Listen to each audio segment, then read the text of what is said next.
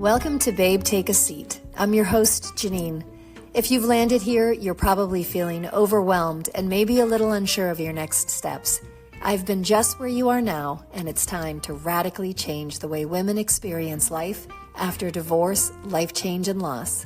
Whether you're new to these life changes or you've been on the road for a while, we're a community of like-minded women who understand what you're going through. We'll talk about finding your voice, trusting yourself, and finding joy in the midst of chaos. So grab a coffee, find a cozy spot, and let's dive in to the beauty, the chaos, and everything in between.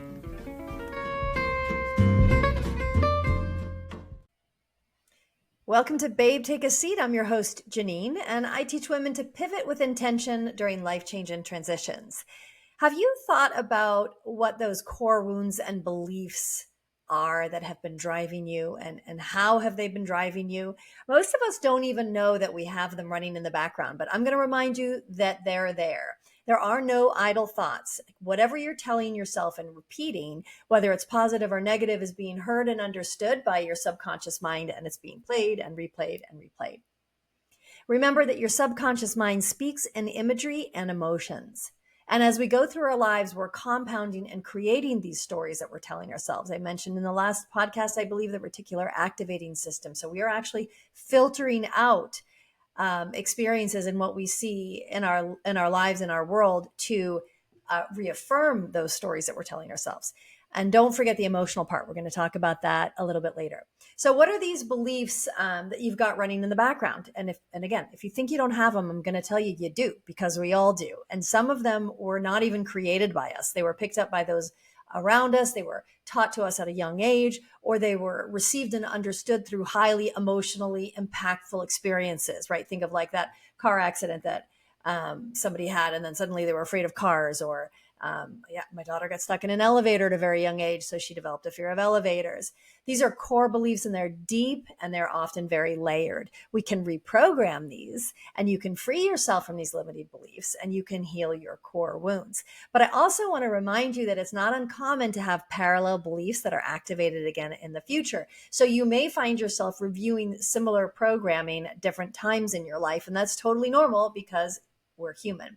You may have the opportunity to revisit and reevaluate, those beliefs or the parallel programming that's going on.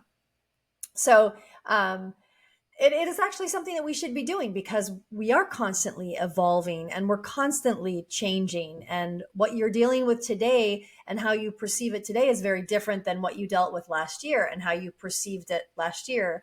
And not just that, but the way that you view yourself and the world around you today is different than the way you did last year. And it'll be different than the way you see yourself in the world 6 months from now and a year from now. So we're never done with this work, this elevating, right? A lot of times we try to find a single solution or a key, that one thing. And there really just isn't one thing, because life is constant motion and it's constant energy. And that's actually the beauty of life. We're constantly evolving. And if you're not constantly evolving, that's probably another discussion that we could have. So this came up for me again recently around menopause, perimenopause. I'm 52 now. I'm hoping that I'm at the end of this.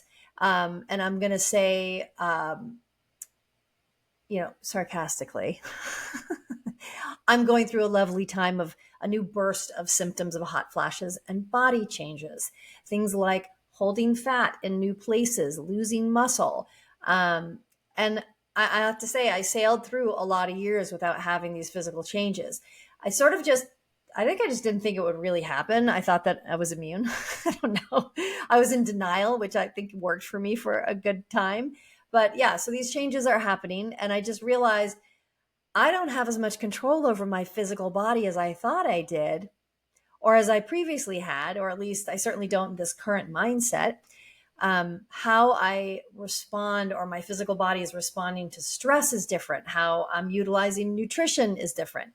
Like, things are different. It's like when you have an infant and you just think you figured out the formula to get them to sleep through the night, and they go to bed and they sleep through the night. And the next night you're like, sweet. And you try the same formula. And it's like they're doing algebra and you're working on trigonometry, or more likely you're doing algebra and they're doing trigonometry, right? They've got a new playbook and you have to figure it all out again. And that's how I feel about my body lately. So I've been struggling with this and just trying to wrap my head around being angry at myself, really being angry that I can't seemingly control these things, which then, of course, for me, anger is a go-to reaction. And it is for a lot of people, it's just a mask, right? But we get to really analyze, if you want to be self-aware, the base emotions that come from anger. And it's this feeling very frustrated about my fitness level, which then changes my subconscious approach to how I'm eating because I'm just generally pissed off. And then that, compounds the issue. And then my mindset shifts and then my energy levels are shifting. And you can see how this is going, how it all works together. And I don't want to like throw you over the edge with me, but it's been frustrating. So this snowball of physical proof and changes, my body, my mindset, my nutrition, how I'm responding to the original issue. This is all enforcing that I have no control. And so when that hit me and I dug down into like, what is that programming that I'm still running? I saw where these old core beliefs were popping up for me again. For me, it was this feeling, I've said it, that I have a lack of control in my life. And interestingly, as I reviewed my process of recalibrating, I could see that that feeling of lack of control over my physical body has been paralleled with some life changes that I've been experiencing lately outside of my physical body. So it was no surprise to me that this was being reactivated. And also, I thought I had put a nice pink bow around this one a long time ago. I want to remind you that sometimes those threads of old beliefs, they might remain and they might be reactivated, albeit a little differently. And that's definitely something that I experienced. What I'm also fascinated with is that it was different than the way it was before, because, knowledge is power, and I have more compassion with myself, particularly around my health, and how I've been aging. But it's also about recognizing those similar stories and knowing that I needed to address them, identify them, sort through them, and not to judge myself because they were popping up again. And don't forget how powerful your subconscious mind is. And so for me, being consciously aware of the way those dots were connecting and being able to work through it again, making adjustments to those stories and reframing and reprogramming, I was able to move out of this a lot quicker than I would have years ago. And I suspect at 52, these similar threads will keep popping up because they are layered. And I'll have opportunities to revisit them. But the important part here is that they're so much less powerful every time. And by that, I mean the core belief is so much less powerful and I can realign myself so much faster. So listen to your subconscious mind. Speaking of subconscious minds, I think that, and you're probably wondering, like, why did she start with the fitness thing? I'm coming back around. I think that dreams are so amazing. And I think that there's a lot of generalizations around dreams. And yeah, there's some very common themes that can tell you what they mean. So, like, for example, you might have a dream that you're walking through your old high school and you can't remember where your locker is. Or, you have a final exam, but you never even went to the class. Those are classic stress dreams. Water dreams, interestingly, are also classic stress dreams, being stuck in water or tumultuous water. And also sometimes you just have a heavy meal and you have a weird dream. But when you have a dream, I encourage you, if you want to go look up the meaning, that's great. But I would love if you tried to analyze how you're feeling. When you have a dream, I just encourage you to journal what it was, but not just what happened. I would be more interested in understanding how you felt in your dream. Because again, your subconscious mind is communicating in emotions and imagery. And if you can capture that and journal that, you have an opportunity to learn a lot about what your subconscious is telling you. If you have a dream about a house, usually the house is actually your body. And during big life transitions for me, that's a common theme for me. So like say when I decided to end my unhealthy 20-year marriage, when I decided to go really all in on this business, when I had major life changes that I knew might be difficult, but were opening, me up in other ways. I had dreams, my gosh, like every 3 or 4 days of being in a home or a house that I knew was mine and suddenly finding doorways or different rooms or staircases that accessed like fully furnished areas. It was amazing.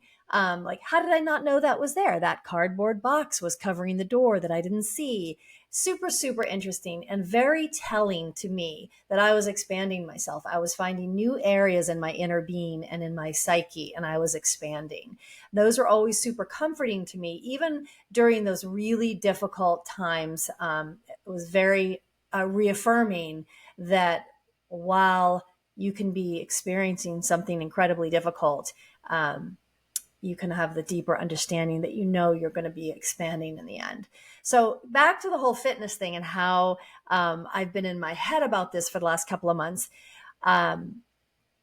I found a program recently that I started, a gym. So like I love to switch it up. I don't think there's anything wrong with it. I used to think like if I can't stay at the same gym for 7 years, I'm failing, and that's seriously insane. I know myself, I'm multi-passionate, and sometimes I really want to do hot yoga, and other times I really want to be like focused on lifting weights. Sometimes I do both. So I found a new gym and I thought that I was going to hate it. I didn't even like the idea of being on the treadmill. And this was all because I was really bullshit pissed about how I was feeling in my body. So I stopped by and I'm like, ugh, I don't want to run on the treadmill for half the class. I'm not a runner. I don't like this.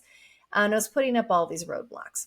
I recognized what I was doing. And so I decided I'm going to go and try a class. And I absolutely loved it. I really was shocked. I loved it. And that day I joined. And I have been loving it. And I've really been excited about going. So, side note, whatever it is you choose to do, just I want you to be excited about it because that's really one of the ways you're going to get back to it, right? So I'm super excited about it. I'm feeling really great. Like this feeling that I have this energy burning after my workout, which I hadn't felt in a really long time. And I have this dream. I wake up and I'm walking through my house. It's my house. I know that I just bought it in the stream.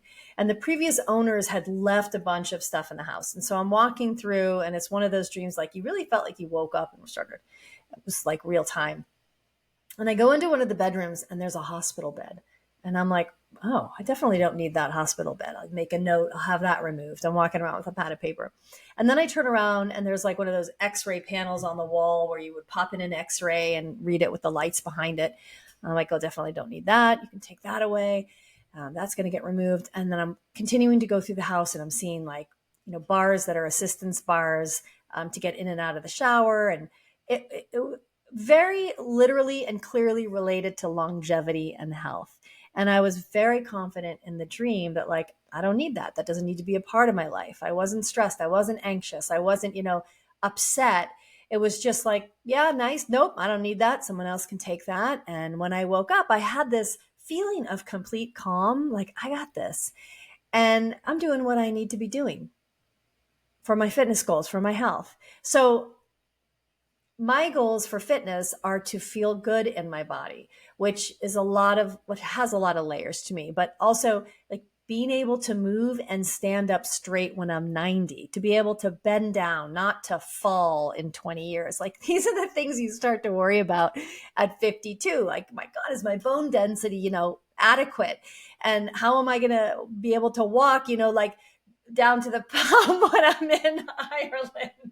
Just kidding, but not really. Like, how can I walk to the shops? How can what kind of lifestyle will I be able to maintain? And that was just a little glimpse into my subconscious. That was a massive confirmation that I am feeling like I'm doing the right things. And it was a big, huge shift from where I was just a few weeks ago. And that's a very long story to remind you that we're constantly dealing with the streams of stories and belief systems that our subconscious is replaying. And it would really behoove us to be aware of them and to address them, and then to listen to your subconscious mind because it's telling you things. So if you have a dream and you wake up and you're feeling anxious about something, dive into those feelings, journal those feelings. And if it's a catastrophic dream, I always ask people, how did it end and how did you feel when it ended? And if they're like, oh, I survived, it was great, I got out, I couldn't believe it, I'm like, that's fantastic. That message is your subconscious mind saying that, shit's hard right now, but you're going to get through. And if you have if you have a dream that's catastrophic and you're not succeeding to get through, or you wake up and you're in a panic, that's an indication that you're really dealing with something, and you should, find out who do you have available, who can help you access what's going on and get assistance for whatever it is you're going through. Pay attention to your subconscious mind. Anyway, I know I've talked about this a bit, but if you're interested in hearing more of this, tune into another podcast, or reach out to me or make a comment below. But I definitely want to leave you with this.